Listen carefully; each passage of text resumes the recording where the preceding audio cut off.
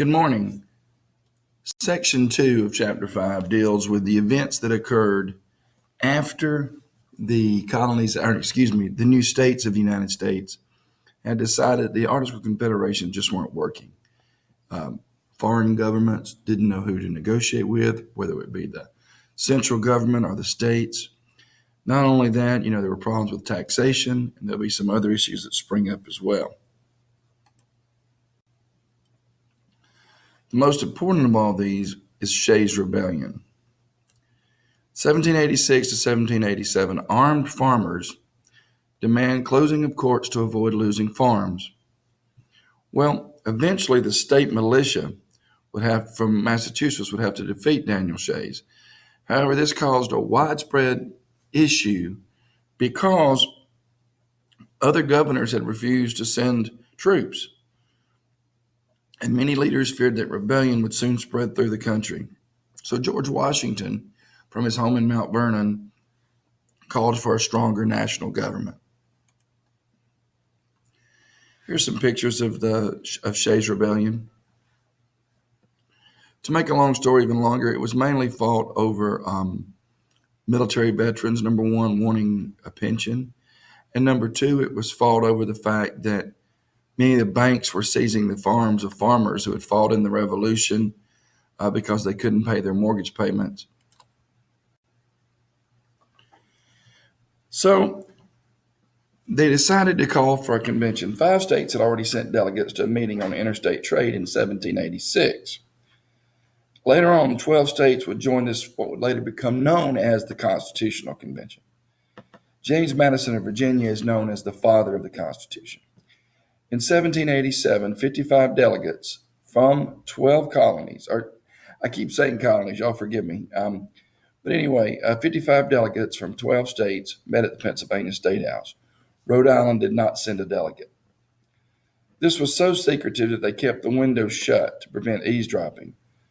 Washington at first was unanimously chosen as the presiding officer of this convention. There's a picture on the left of James Madison, on the right of George Washington. Now, it's important to understand what these gentlemen are doing is basically planning to overthrow the existing government and create a new government. Now, this is not going to be a military overthrow, but a political overthrow. One of the first issues that arose when trying to write this new constitution was the argument between big states versus small states. The delegates recognized the need to strengthen the central government and decided to form a new government. Madison had written the Virginia Plan, which called for a bicameral legislature based on population. So both houses in the legislature, or Congress, would be based upon population. Well, the smaller states were like, no way, that's going to happen. William Patterson's New Jersey Plan called for a single house, with each state getting one vote. The problem with that was it wasn't much different than the Articles of Confederation. However, Roger Sherman, the delegate from Connecticut, proposed the Great Compromise, also known as the Connecticut Compromise.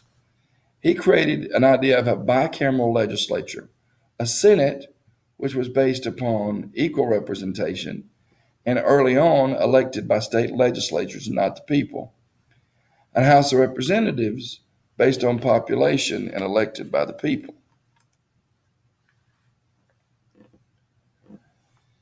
Here's a pretty good Venn diagram of the Virginia Plan and the New Jersey Plan. Now, this set of lecture notes can be found at my website, coachvice.com.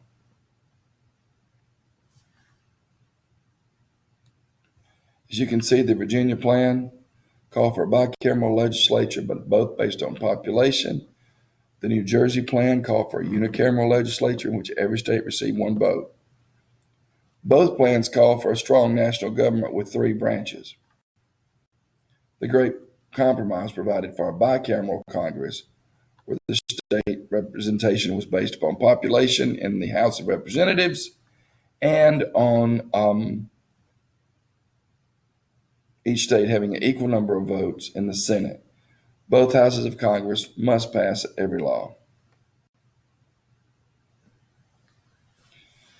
There were other conflicts and compromises that needed to be worked out.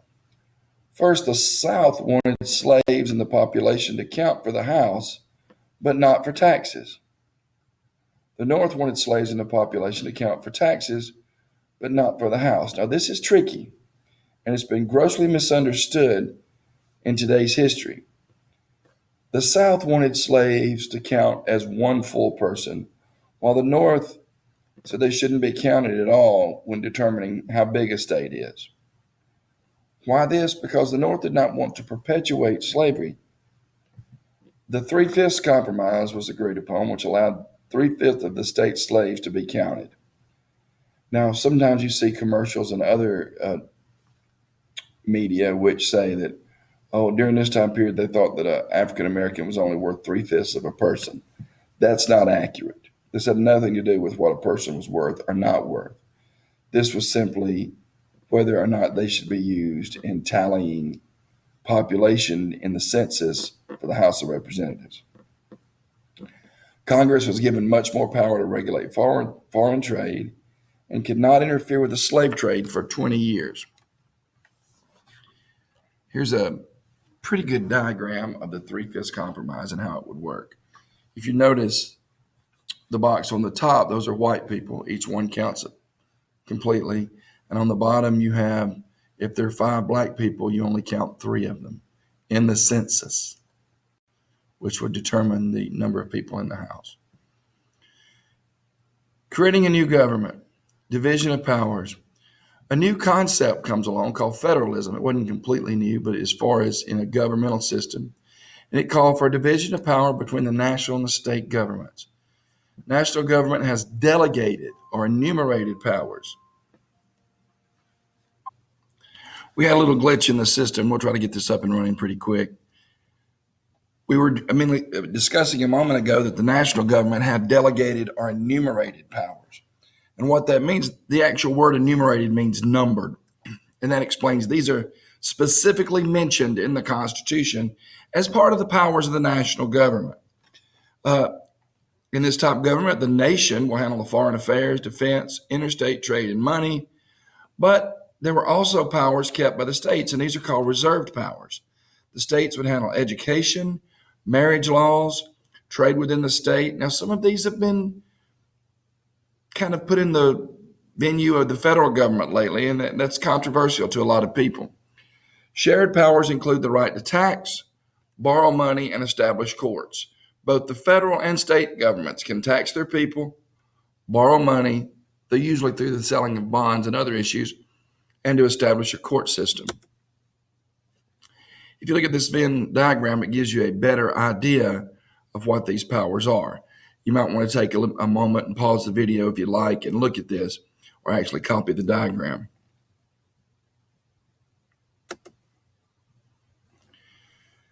So as they began to create this new Constitution, the first thing they did, as we talked about, they tried to outline the difference between the federal and state governments, but then also they created a separation of powers.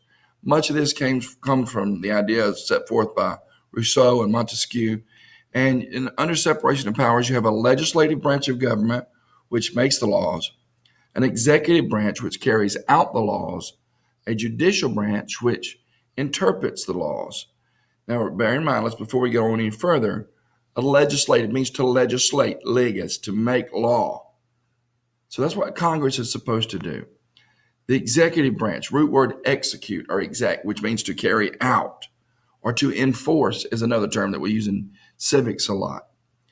And the judicial branch, even though the textbook predominantly talks about interpreting the laws, this came about with Marbury versus Madison, which we'll talk about later. But the judicial branch itself also sets up the court system to settle disputes and things of that nature as well. Now, what this does, it creates a system of checks and balances where one branch is not a lot more powerful than the other ones. Now, the Constitution itself was set up where the legislative branch does have more power than the other two, or it's supposed to be, because it more directly represents the people. Sometimes we forget that when we think about how powerful the president is or the courts. But the legislative branch, in the case of the federal government, is Congress. In the case of our state government, it would be the state legislature. They actually have more power than the other two branches, or they're supposed to anyway. And as we talked about earlier, when we talked about the difference between a democracy and a republic, it's important to note that the Electoral College was created to keep the uneducated in check. I guess is the best way you could put that. They didn't feel that the average person had the ability to choose leaders directly. So they created the Electoral College, which has undergone a lot of changes through the years, but it's still present. However, the Constitution itself is not static. It doesn't stay the same. It can be amended predominantly through the amendment process, but it can also be amended unofficially through change in interpretation. And that in itself is also controversial. This is something I found on the internet. I couldn't even find the source. I just got it off an image search. I thought it was such a good image. So forgive me if you're the person that created this. You didn't credit yourself. But a bad idea, all the powers of government in one place, and a better idea, legislative, executive, and judicial branches that share power. Here's another image from the textbook. We talked in class about what actually governs the country. The key is the Constitution. The Constitution designates that it is the supreme law of the land, and all other laws have to fall within the jurisdiction of constitutional law. And that leaves us with Section 3, ratifying the Constitution, which will be our next series.